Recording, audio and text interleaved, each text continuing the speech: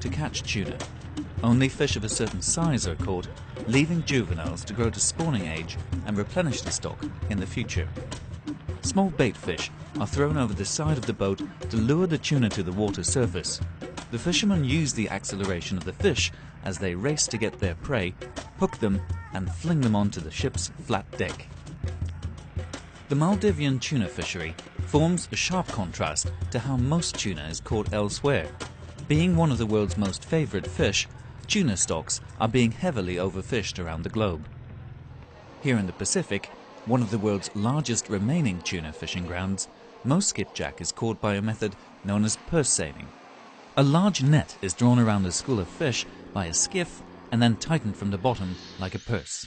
Such a net, often set on a floating fish aggregation device, catches the entire school of tuna, but also takes in all the juvenile fish and non-target species, such as sharks, that may be swimming with the tuna.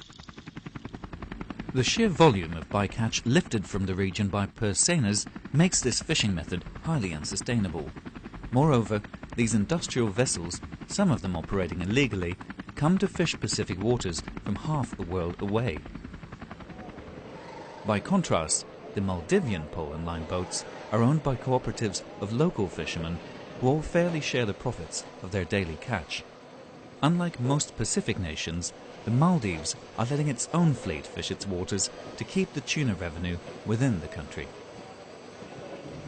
Felivaru, in the North Atolls, is home to one of the country's own tuna canneries. It's a modern fish processing plant operating to the strictest regulations of health and safety.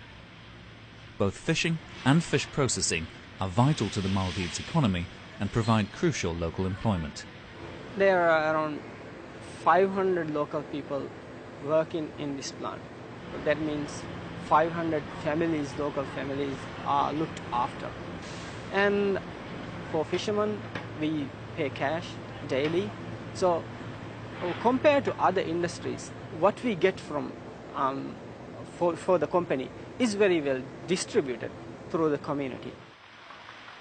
It's often the profit margin that forms the biggest stumbling block for environmentally responsible and sustainable food products. Fish Forever, distributed by Organico Real Foods in the United Kingdom, is one of the brands marketing the Maldivian pole and line tuna in Europe. Its managing director, Charles Redfern, believes retailers should take a greater responsibility in promoting sustainable fish products.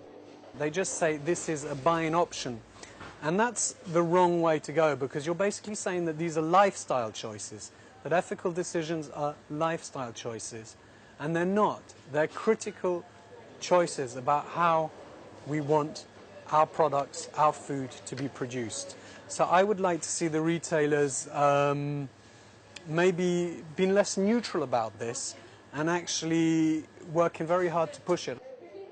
At the moment, cans of pole and line caught tuna harvested by Maldivian fishermen are sold alongside the competition fished industrially by foreign fleets in the Pacific. Being more labour-intensive and at higher production costs, the Maldivian tuna is having a hard time competing.